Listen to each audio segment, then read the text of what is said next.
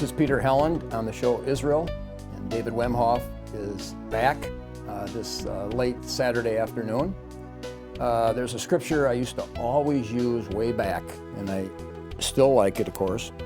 And it's Lamentations 2:14. This is the King James. Thy prophets have seen vain and foolish things for thee, and they have not discovered thine iniquity to turn away thy captivity, but have seen for thee false burdens and causes of banishment. The Catholic Bible says your prophets had for you false and spacious visions. They did not lay bare your guilt to avert your fate. They beheld for you in vision false and misleading portents, New American Standard. But the idea there is, there came a time that what the men of God and the prophets were supposed to be saying, they were missing the mark. They weren't saying what needed to be said, and they were off target. They were talking about things that weren't relevant. And hopefully, we're not going to do that. We're going to talk that. We're going to be on target. We're going to talk about what's going on. What should be talked. What should have been talked about, too. Yeah, yeah. And even Martin Luther he was famous for saying that if you're not fighting or addressing where the issue really is, then you're really kind of halfway a coward. You're not really fighting where the issue is. Yeah, I think that's right. So I think that's very important. Well, you got to know who your enemy is, right? And you got to know what's really going on, right? Mm-hmm. So, what's really going on? So, I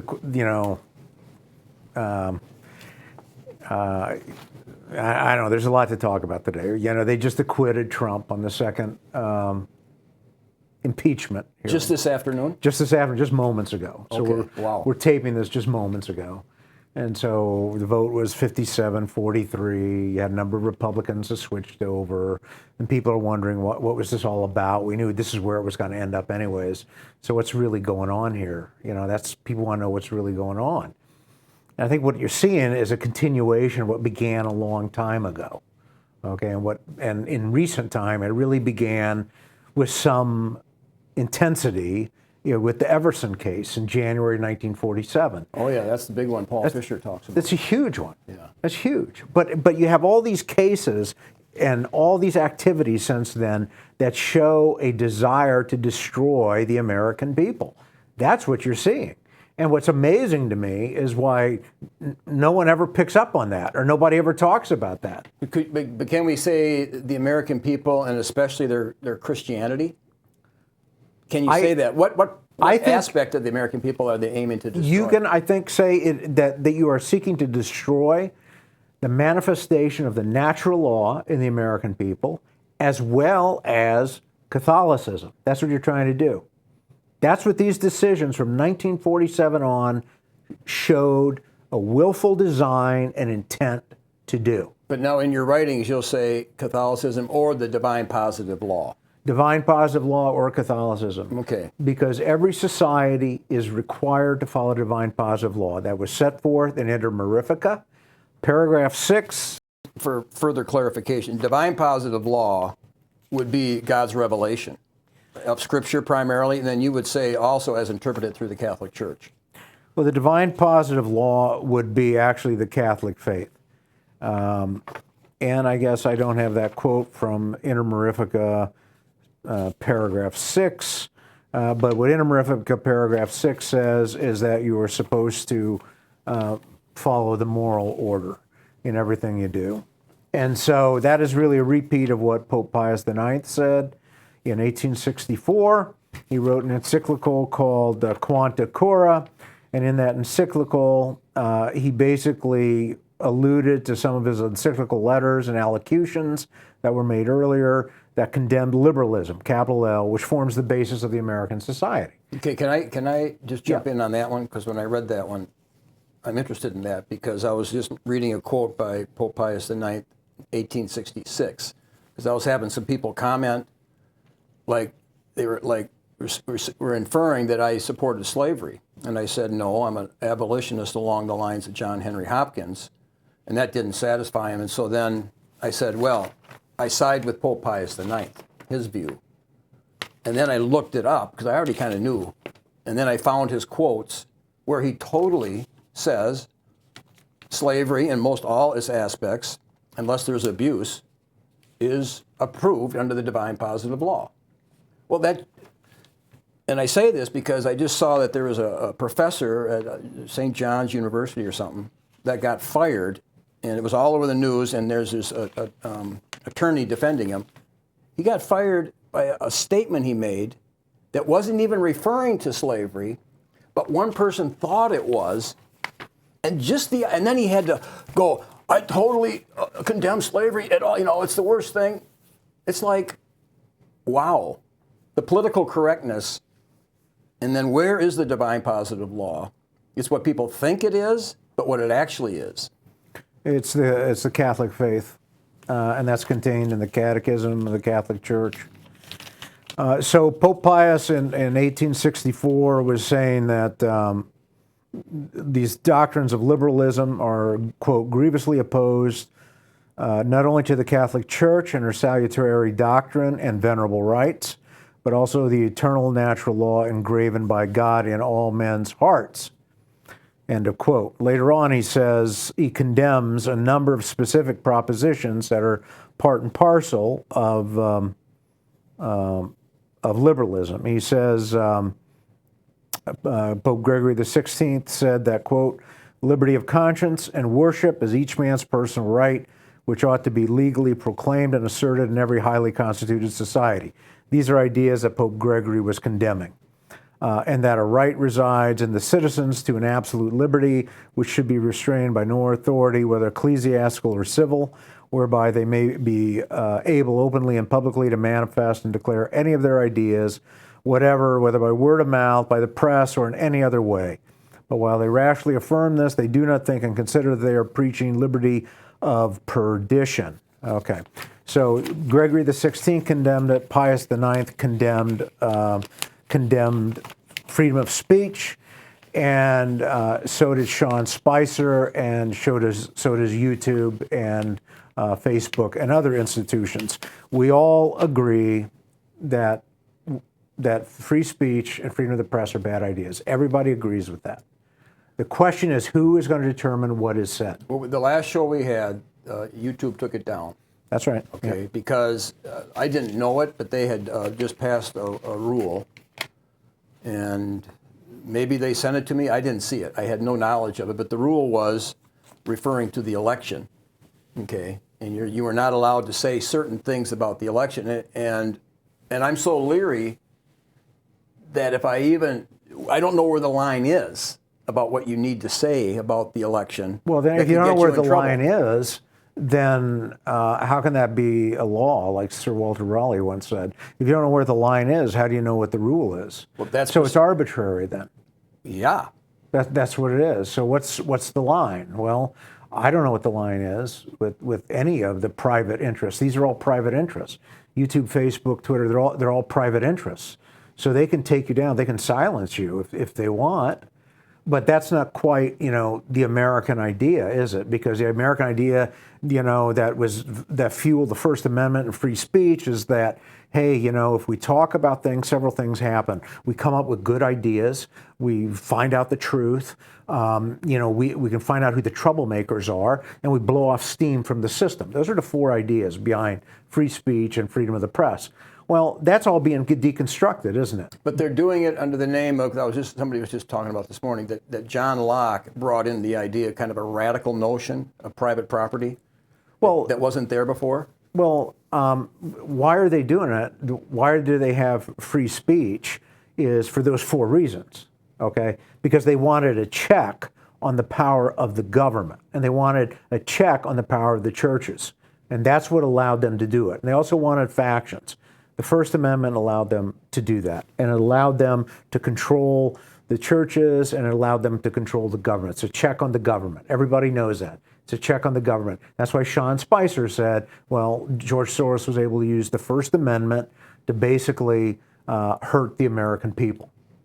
Under the cover of the First Amendment, right? The government could not check Soros because he was covered. That's right. by his lawyers defending him on the First Amendment. That's right. Larry Flint just recently died, a big First Amendment advocate. He just died. So that's right. That's what protects the wealthy, powerful people and keeps their power. Okay. But just to add in is that YouTube is privately owned. Yeah, that's right. And so with an excessive emphasis of your right to private property in private, they're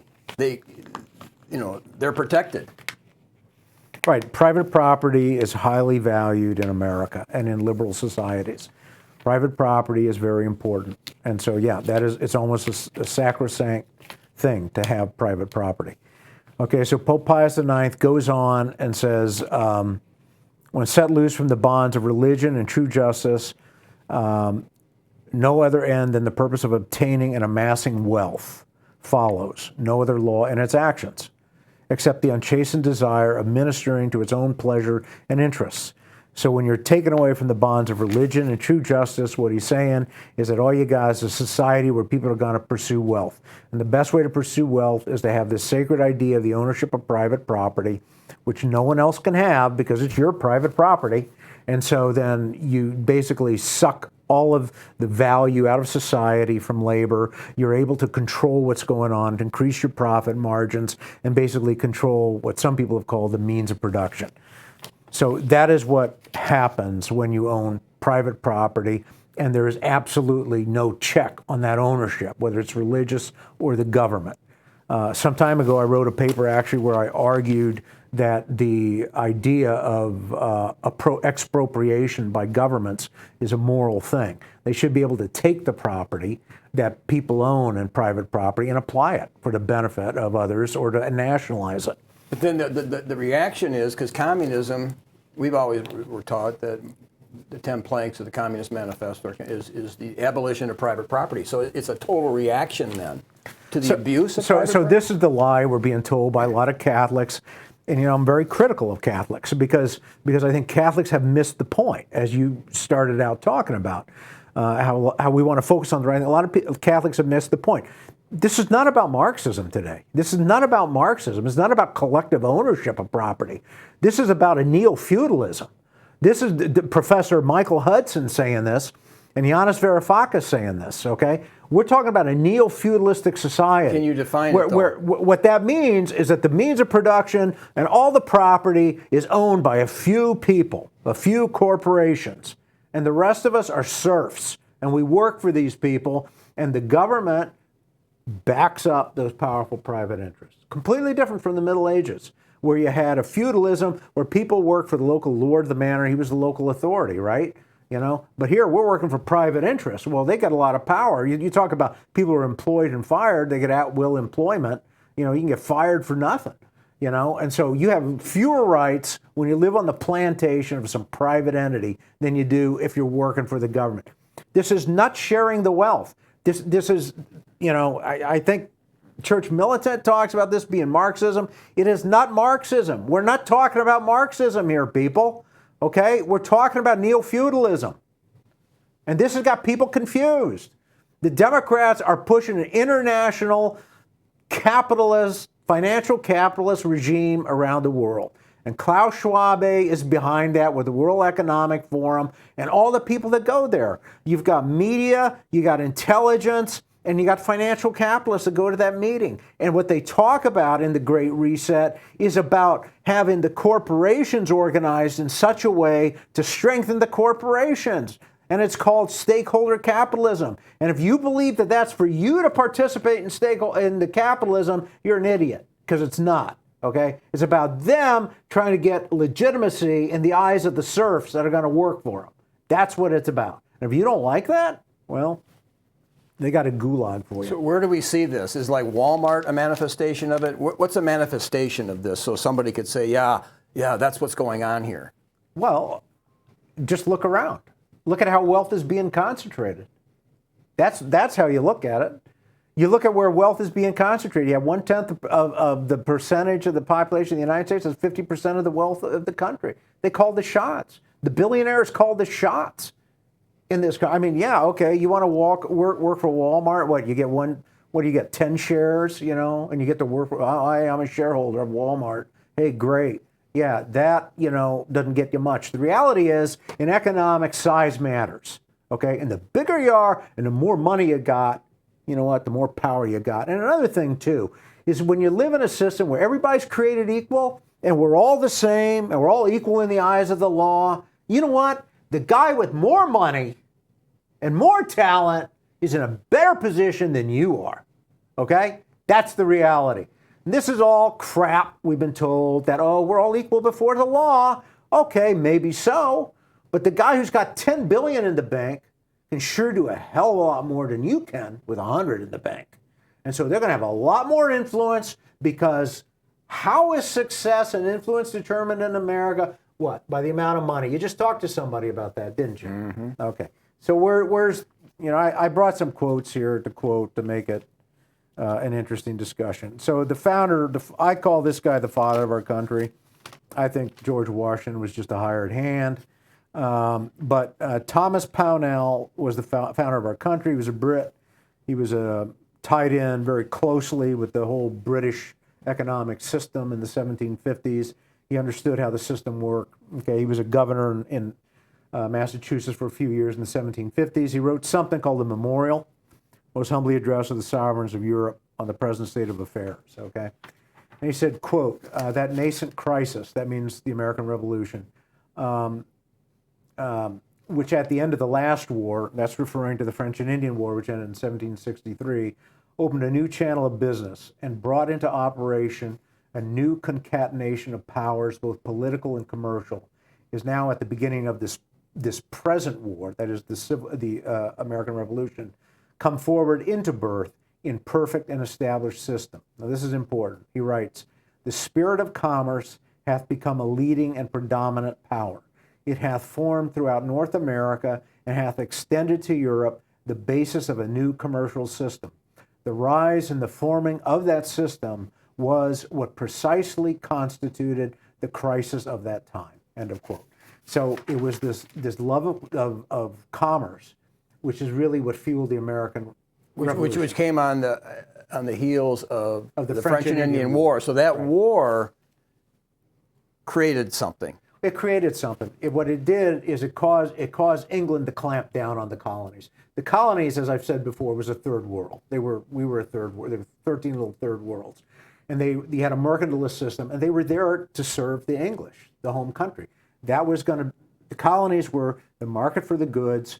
They had to get all their manufactured goods from England. They shipped the raw materials over to England. They couldn't trade with other countries. So the trade lines were tied in England. Now, the colonists oftentimes disregarded that, and they dealt with the French and the Spanish that were in the south of the 13 colonies.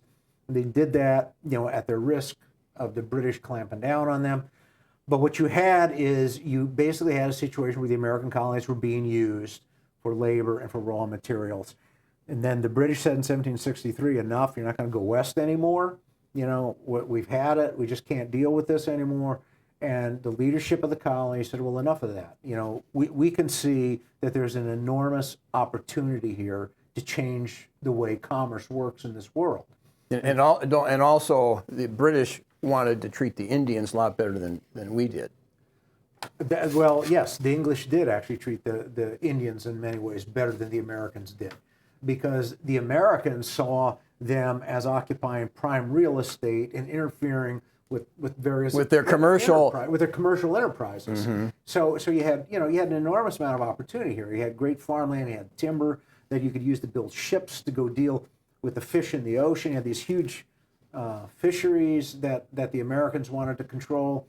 You had the pelt trade, the fur trade, and they were just starting to get into the whole idea of opening up the West and plowing under the great, the Great Plains. So all that stuff was dollars, because what happened was that this property was subject to speculation. It was subject to investment.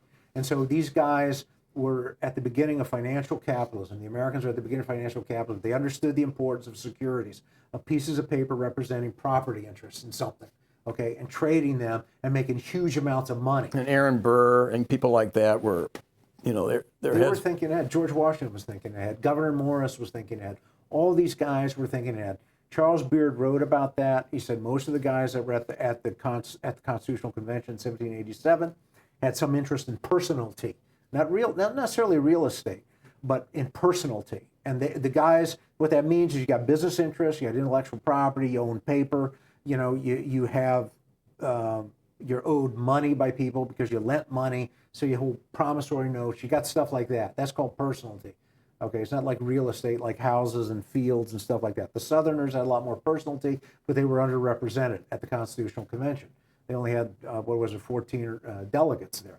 So this is what you had, the spirit of commerce at the beginning in America. And the spirit of commerce was very strong. And what commerce means is money. It means currency. And there's a great book by Niall Ferguson. He's a professor, and he wrote an incredible book about the history of money. And basically, he lays out the evolution of money. And about this time, people were understanding the importance of the central bank, but also the importance of bonds, of paper, okay, of paper and of a stock market, which is shown and run because you own stocks. Okay, you own pieces of paper in that stock. Now companies had been around for a while. Okay, stock companies have been around for a while, but once again, size matters.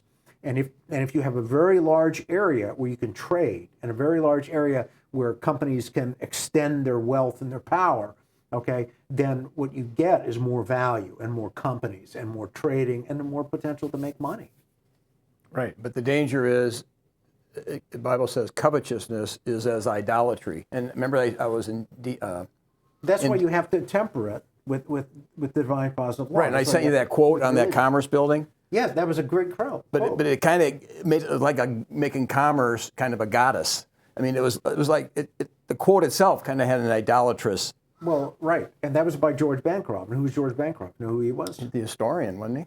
Well, yeah, he wrote history, but he was also into government too. And he wrote about the American experiment, and he's the guy who's spoken all these flowery terms, all these great ideas in the American experiment, about this idea of individual rights and liberty and how it's great for people and individuals.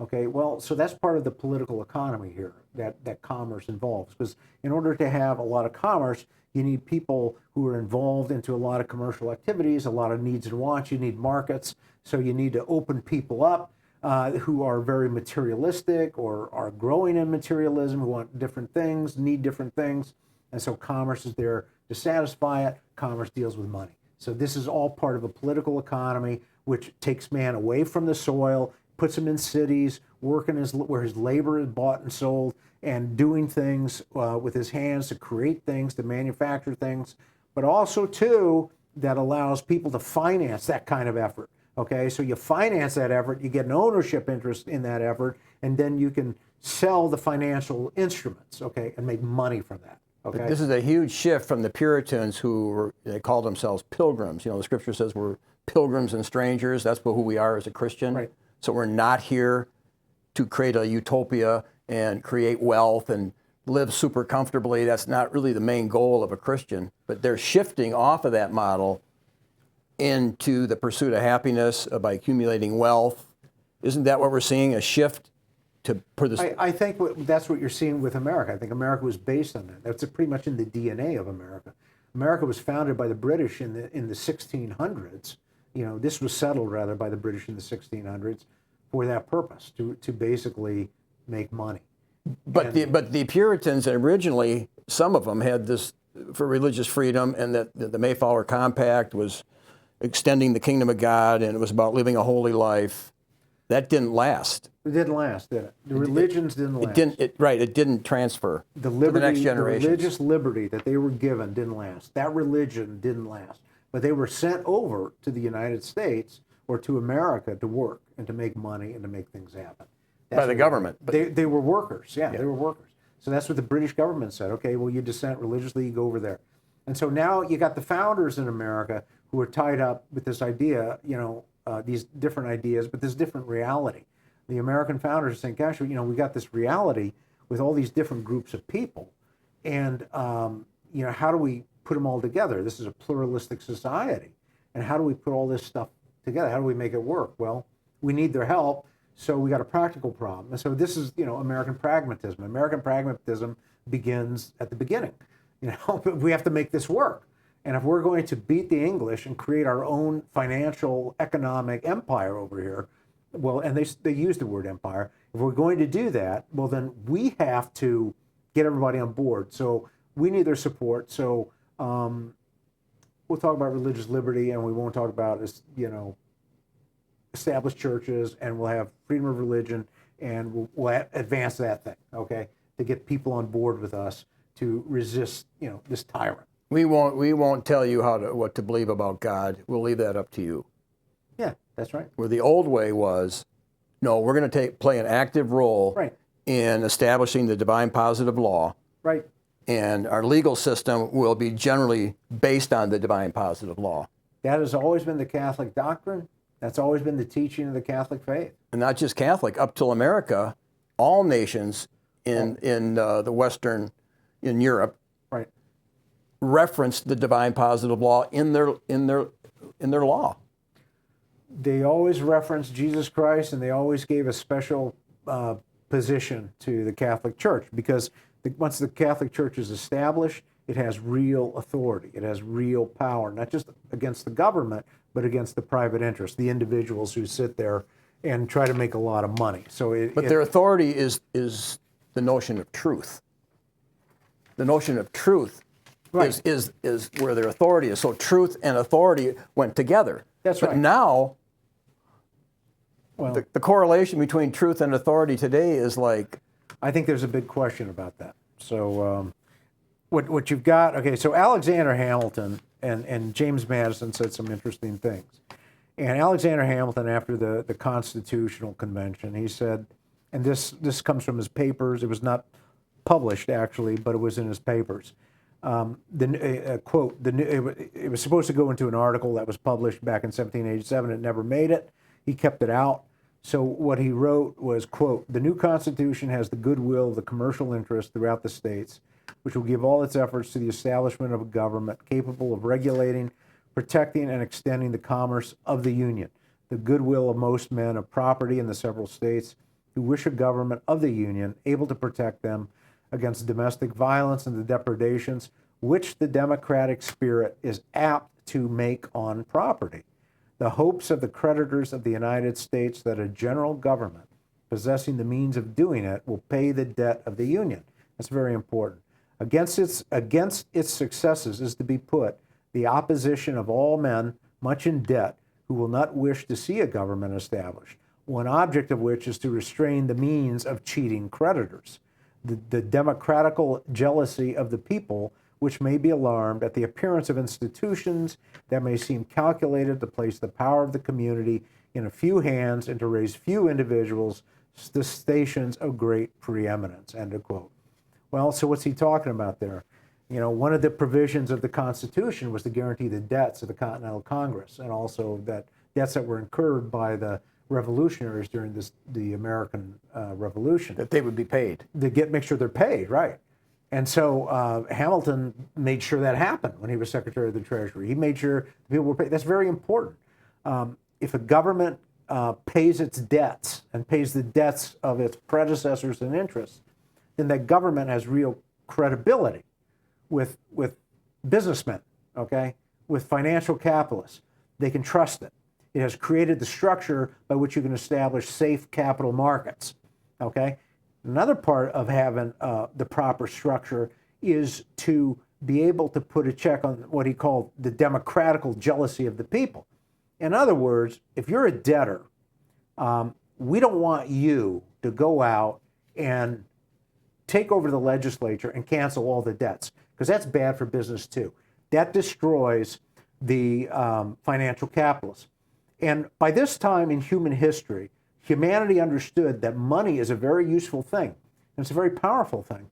And it is something that can be used to project military might, like the British found out when they created the central bank, and like the other European countries found out when they created their central banks. It's a way to project military might.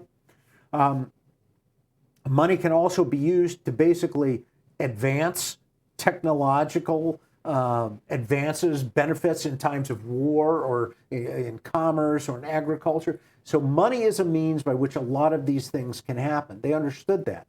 And so they understood that you had to have the capital markets, they had to be protected by the government and by the laws, and you had to have a system, though, by which people could still feel they're part of the system, they can vote, they can affect what's going on. Can I just throw in what I'm thinking here? Sure. In 1787, and I believe it's true, Hamilton goes back to his hometown in New York. The minister confronts Hamilton because the minister got a hold of the Constitution that they just created for the country. And the minister says to Hamilton, well, you didn't mention God here. And Hamilton kind of, well, I guess we forgot. We forgot, right. Well, Hamilton supposedly is the only bastard child, right? Back then, that was a huge deal. I think he was on a Caribbean island or something. And Right. I mean, that's just a side note, but Hamilton is the one that really emphasized the money in the banks. Yeah. And then he says, I guess we forgot, kind of with probably a smug, in his face. And so I'm just saying, we're seeing the shift to money away from God. Well, money can make you like God.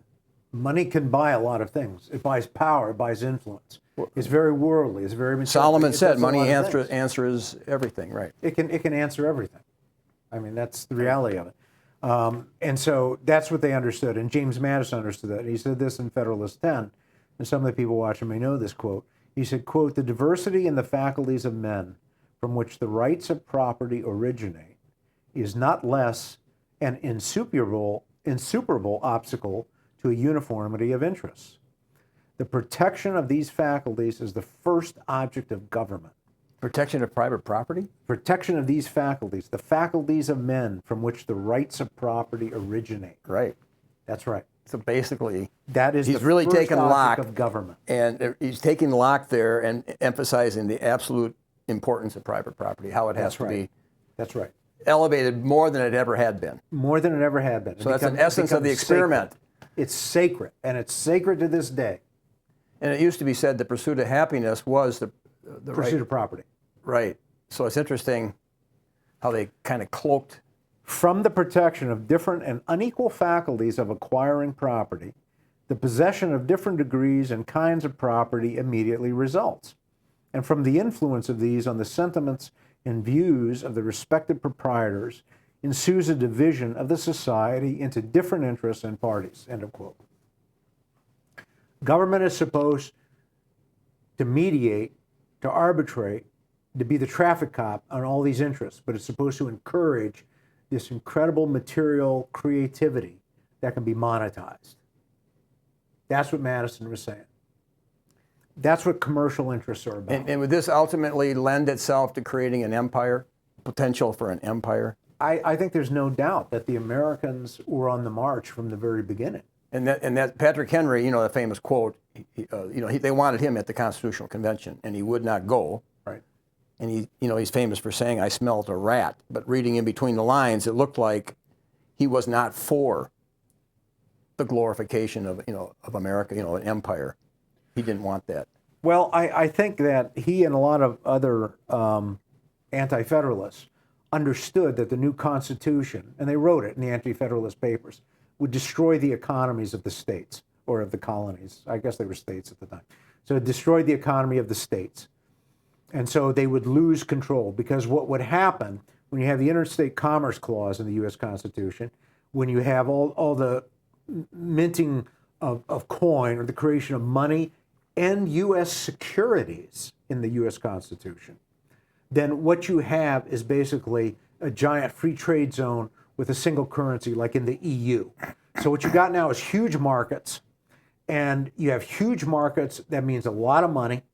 That also means, too, that the control of those markets will ultimately be concentrated in the hands of a few, which is what we've seen, especially in the last year with COVID-19, which I talked about a year ago in March of 2020. I said you're going to see the concentration of wealth, because the wealthy are going to really get a lot of money from this, and they're going to concentrate the wealth, because that's the way it works in America, and everybody else is going to be shut down. But the wealthy and a few are going to get really powerful, and they did. They got about $8 trillion, and the billionaires got $1 trillion. So they concentrated even more wealth. I mean, you and I can't compete against $1 trillion. Okay, we can't compete against a billion. So what these huge markets do then is it invites more investors. It brings in more money because they had only about a third of the continent at that time. They had a lot more to go, and they were looking at it. And there were a lot of raw materials out there. There was a lot of, farmland and timber for ships. That all of this stuff could be monetized in the form of paper and coin and securities, and all this stuff could be traded and bring wealth to a few people. Are you saying that there is a parallel to the idea that the EU, which were individual countries, sovereign countries, then kind of lost some of their sovereignty? Sure. And that there's a parallel between the individual sovereign states then by the Constitution, because it was the Articles of Confederation, where they kept a lot more of their sovereignty. They did. But this stripped them, so there's a parallel between, so like Brexit and all that. In other words, you had the anti-federalist and the federalist. There's a parallel between what happened in Europe.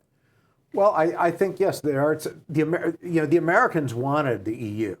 The EU and globalism are American ideas. Right. But the 1776 and 1787, where we created the Constitution and we got rid of the Articles of Confederation, and so the states lost some of their sovereignty, and then with 1861, 1865, they lost it almost completely. They still have some. We still have a federalist system, but when the currency and the trade is controlled at the national level, you really don't have control of the economic. You're just competing with the other states as you can bring to your state. Well, I couldn't even, as we know, I couldn't even have the Bible in the classroom, not based on the Indiana Constitution. I was fully protected by the Indiana Constitution, but it was the federal Constitution that stepped in and said, you can't be having a Bible in your classroom if you're a teacher. And that's the Supremacy Clause. But that brings us up to what's happened since 1945. And, as I have talked about before and we've discussed before, you have the Americans really created globalism. When I say Americans, I'm really talking about the American elites. There's a troika, which is still running the world, and that is the intelligence, the mainstream media, and the financial capitalists. And those are the guys that basically control the show. That's your center of gravity. They got the real power. And so the Americans came up with globalism. They came up, and they did it at 2 meetings in 1952 and 1954 at Princeton. And everybody there, they put it into action in the years that followed with ideological warfare. And then what happened is now you get all of these other elites from all these other countries jumping on board with the American globalists. And they have a shared interest in a lot of things, like the currency. They got a shared interest in a common currency right now. They're interested in that. That's powerful. That's important. Okay, so you have the global elites now, and they have inordinate power that is being exercised on the Democrats, on the Democrat Party. Incredible. The power, the party of the working man is now the party of the international global elites. It's just an amazing thing. And what Trump did is he appealed to this nationalist, populist pride that people necessarily have by being Americans. And so, he talked to the pro-lifers, he went to NASCAR, he talked to the people with gun rights, who had gun rights. He talked to all the deplorables, as they were called. Because the reality is all these people were viewed by the Democrats as deplorable. So what do you got in operation here? You got something in operation called the natural law. Okay, these are people who come together for some very basic reasons. St. Thomas Aquinas talked about the natural law, the 5 first principles, the right to self-preservation, the right to procreate, to have children, the right to raise and educate your children, the right to a culture, and then, the right to love God and serve God. Those are the 5 things that he said are primary precepts of the natural law informing a society. Well, you see that reflected in this group that kind of followed Trump. Okay, these were people that believed in self-preservation and the family and these things that Aquinas is talking about. Okay, so that kind of got their attention with Trump, and Trump paid attention to these people. He listened to them, he cared about them, because the reality is, I'm going to use the term white person. But the reality is a white person isn't American. They have an identity. Okay, a white person is somebody whose skin is like ours, yes, but also, too, it's somebody who's of European descent. Now, maybe there are a lot of different European nationalities that went into that, but they are Europeans who came to the United States. They lived in a geographic space. They dealt with certain dangers and problems and issues in that period of time. They formed a common culture, a common understanding, a common language, a common set of values and habits. They formed, I submit to you, a common ethnicity. Okay? Well, that was the quote you had in one of your articles by 1940s by a cardinal. It was a quote by somebody in the church. Well, it was John Cardinal Wright, and he talks about, and I do have that quote, and he talks about there being an American, actually being an American character. Okay, and he quotes Pope Leo XIII, and he says, Pope Leo XIII concedes that there exists an unimpeachable sense which the world may have as the description of those usages and distinctive traits of the American people by which they are set apart from the rest of men and which form the core of the fact of an American nation in a sociological sense, he says. These traits and usages by which the distinct genus Americanum is united in a common patriotism have come into existence under the influence and the operation of natural forces comparable to those which after the deluge, Pope Leo declares, produce other and original nations of men. Genesis chapter 10. Right, right. So these people came together. They formed, in America, in this continent, we formed a people. We formed an identity. That's what he's saying. Similar to what they did in Genesis 10, where they formed an ethnicity according to their tribe and language, it says in that. I don't disagree. That's what he's arguing. Yeah. That's what he's saying. And that's going to be quite a debate. It's a huge discussion. That's on the American continent. In the case of the people of the United States, there may be seen and studied the rise of a new nation, a new patriotism out of peoples gathered together from many other nations and united in the love and pursuit of a distinct res publica or common good, characterized by a new and genuine which is specifically American and if properly subordinated to the order of virtue, the legitimate, specific principle of a new nation and a new patriotism, end of quote. This document that I'm reading from received the nihil obstat in imprimatur of the Roman Catholic Church.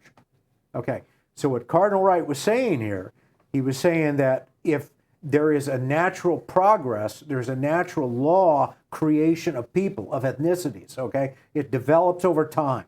That's what happens when you're put into this situation, okay? And he says there is that identity in America. There is this people in America. I want to distinguish that from identity. There is this people in America who are distinctly American. That's the natural law. And if you go to a Notre Dame football game and you look at everybody walking around, there's a lot of foreign students there. You can look at all the groups of people and you know who the Americans are. You don't even have to talk to them. You just look at them and you can tell who the Americans are, who the Europeans and Germans are, the British are, the Indians are. You can tell who everybody is just by looking at them because of their habits, the way they carry themselves, the way they dress, the way they act. Okay, well, let's say if you saw Kamala Harris there, would you say she was an American? Yeah, I would. She grew up, in Berkeley till 7th grade, and then she finished growing up in Montreal. People get assimilated into the American identity all the time. What Black Lives Matter has done, it has really driven a wedge between white people who are Americans and people of color, okay, who are now called black. And they have their own national anthem, which I understand. Did you tell me that they played that at the beginning of the Super Bowl? Yeah, that's what the black national anthem. Oh, okay, well that's their nation, and the Americans played the U.S. national anthem. That's our nation. Okay, so that's fine. Now we have that out in the open. Okay, there are people of dark-colored skin who have assimilated into the American experiment. They are part of it. They've accepted the mores, the ideas, the thoughts, and they carry on their lives. Okay, but this is a group which is separate, distinct, and that distinction is built upon and encouraged by the financial capitalists, the global elites, which the American elites created. Okay, this is everything coming home to roost, okay, that we are seeing. And it's a little bit troubling, and it should be to a lot of people. But what Cardinal Wright is saying we basically have a duty to evangelize people. We basically have a duty to present the divine positive law as a way to organize society and to perfect this identity of people, like we did with the peoples of Europe, like the Catholics did the peoples of Europe. But the Catholic Church stopped doing that, right? The Catholic Church leadership said, wait a minute. the Americans got it right. Americanism said the Americans got it right. The First Amendment is the ideal. If the First Amendment is the ideal, then we've been wrong all these years. And if that's the ideal and we're wrong, well, we don't really have a mission anymore. And this was the subtext. This was actually spoken about by Monsignor Fenton in his diaries that I read. And he said it was very clear to him that the cardinals were getting to a point where, why do you need the Catholic Church anymore? If the First Amendment is right, then you don't need the Catholic Church anymore. Well, hidden behind the First Amendment is somebody regulating free speech. Although, well, we don't regulate it. Well, they do regulate it. And who's the authority regulating free speech? Somebody's regulating it at all times. Powerful private interests.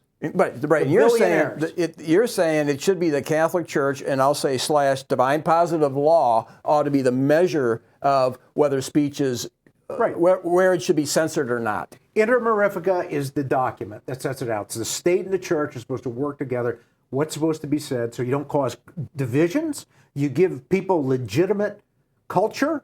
You do not destroy their culture, which is what we have coming out of Hollywood for at least 60 years, the deconstruction of our culture, because Hollywood built up our culture, right? They built up this identity. They showed you what the American was, and the American was always a white guy, American was a white guy. He had white skin. He was a cowboy. Maybe he was a bad guy. Maybe he was a good guy. But you always could understand who this guy was. And the ultimate American was John Wayne. And you looked at this guy. This guy's a man's man. He's fair. He's rugged. He does the right thing. Yeah, he gets the gal. He's the guy. That was our identity. That's all being torn down. Well, when Biden became a congressman or whatever he became first. And I'm sorry, it's all being torn down by the same people who built it up. But the Catholic Church would say, wait a minute. You've got to build a culture here and bring out the best of these people and present that to them and not run them down and not somehow glorify, dysfunction and evil and filth and pornography. Because when you do those things, you're destroying the people. You are waging war against your own people. Mm-hmm. When the Supreme Court of the United States, in a series of decisions, opened the floodgates to all sorts of filth in this society and struck down any relations between church and state, then you have things like Griswold and you have things like Roe. They are destroying the people in this country. Well, that was Paul Fisher, who I had on the show a long time ago, wrote the book Behind the Lodge Door. And he studied the Masons on the court, 1941 to 1971, and he said the court were majority Masons from 41 to 71. And the Everson case was the key case with Blackman, I think it was. And the Masons, the Catholic Church were the first ones that totally were condemning the Masons. They're still condemned. Yeah, naturalism, and it was a phallic religion. That was Pius IX and Gregory XVI. Yeah. Even in this same encyclical, Pius IX talks about it. But they were able to penetrate and determine a lot of those decisions and redirect things. When you have an ethnicity, that's a boundary, that's a block to financial capitalism, for lack of a better term. It's just a block to it. It's a barrier. Amatore Fanfani, you all have heard me talk about Amatore Fanfani before, but Amatore Fanfani agreed with Karl Marx and Friedrich Engels. And both of those guys, all three of those guys, said, look, financial capitalism destroys things. It destroys things. Because you got to knock down barriers, you got to create markets, you got to get rid of the night, and you got to make everything into a determination of how much money is it worth. Everything is determined by that at the end of it. Noble professions fall by the wayside. Great ideas are cheapened and because you're looking to monetize ideas and thoughts and emotions. And the Southerners, which you said, I didn't really know that too well, that they only had 14 Southerners represented at the Constitutional Convention. There were 14 Southerners at the Constitutional Convention. But the Southerners prided themselves on being agrarian, yeah. And they had a system that protected itself from the love of money, to a large degree. I mean, they were very conscious of not allowing itself to kind of fall into the trap of the love of money. Well, I think this is what Julius Evola was writing about too. I think Julius Evola was writing about this, in the 1900s. I think his book came out in the 1950s. about Men Among the Ruins. And this is what he's talking about. He's saying what happens in a society which becomes commercial is the men become effeminate. Commercial societies, men become effeminate. Well, okay, men become effeminate, so you have a decline in morals.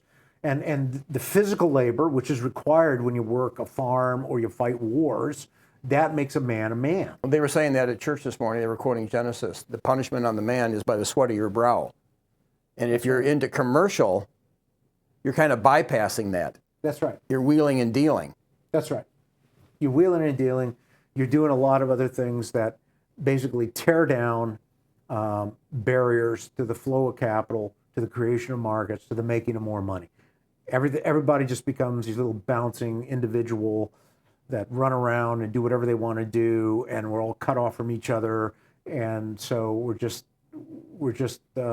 consumers. That's all we are. That's the only identity we have, and that's what happens. Even to the point, and I mentioned this before, that I heard this a couple of years ago, and then I was with a couple of people at Perkins Restaurant. I forgot what we did, but we had some event. Oh yeah, we had an event at Notre Dame. Well, then I'm talking to the waitress, because we got there right before they closed, and so she was about my age. And we're talking about her kids, and I bring up, I said, yeah, when our generation got married, we still the women still kind of made the vow to honor and obey their husbands. But the next generation, or your grandchildren, I said, they're not doing that. And in fact, authority in the home, and I told her, I said, but I feel this is what it is that the authority in the home is determined by who brings home the biggest paycheck.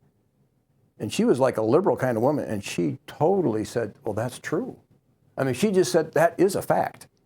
That is what's happening for the younger generation, that authority is not determined by, yeah, I'm the husband, the Bible says, the church says that I'm supposed to be the head, and you're supposed to honor me as the head and obey me, That's gone. It's whoever brings home the biggest paycheck. So it's money is now at the center.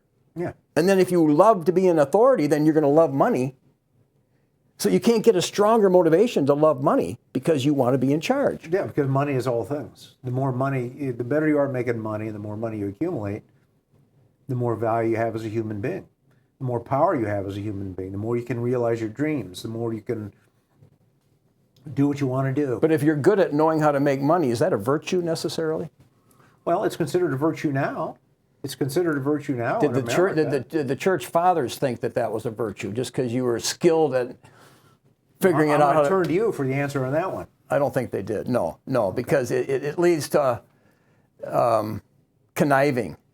You learn how to bend the rules and kind of find ways, like if you got a motel, I know this from a personal experience, if you got a motel and you add a little jacuzzi to the hotel, it's all about sex. You're cheating on the moral law, but you're going to make more people are going to come. Yeah, sex sells. And so that's why a lot of the Catholic authors and writers and the leadership and the quibblers and the bibblers, over the last 70 years have been talking about sex, because sex sells. It sells their books, their articles, whatever. It sells, and they get to be somebody, and they take your attention off of what's going on. What's going on is the reduction of the American people to the point of abject slavery. And it's being done by destroying any sort of identity, any sort of ethnic solidarity, okay? With the exception of certain groups, they get to keep theirs, but the American people don't get to keep theirs, okay? And so when you talk about identity, it's a topic we didn't talk about, but identity is created what? It's created by the storyteller, largely, okay? So the storyteller in America has been Hollywood. Hollywood built this identity, of the American, the John Wayne American, and they took it down then with Clint Eastwood and everybody else coming after this. Why is this all important? Well, because capital, financial capital, the spirit of capitalism has to destroy barriers. Ethnicity is a barrier. They got to build it up, they take it down. Okay, why is this important? Well, the other day I was reading Bellarmine, and what does Bellarmine say in his controversies? He said, he's talking about tyrants. There's one kind of tyrant who has seized the throne, not just titled by force and unjustly, These tyrants are not kings and rulers in reality, but they simply usurp the position of king and imitate the role of royalty.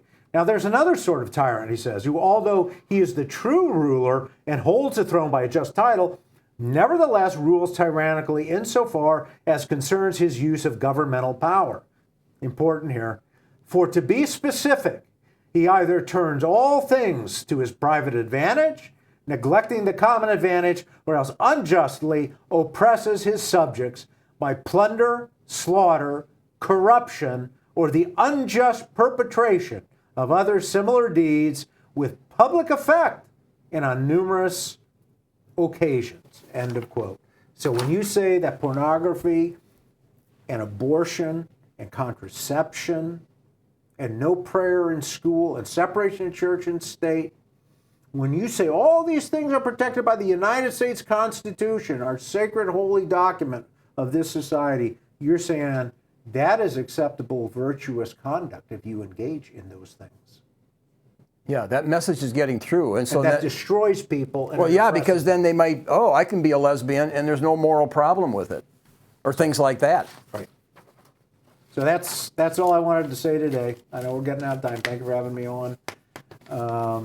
There'll be an article up on the American Proposition website. I'm putting together a series of talks and articles I did over time. It's called Over God, essays on errors of America and Catholic complicity with it. Because the Catholics, let's face it, play a huge role in this country.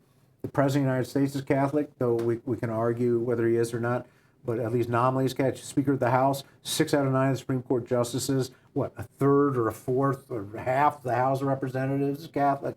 So you can and a lot of them look to Notre Dame as a Catholic, as a premier or the premier Catholic institution. Right. So thank you again for having me on. I appreciate it. Okay, just a note of hope. You said with this impeachment being Trump being vindicated, you're saying that kind of is a good thing. Can you just quickly? We got like a minute.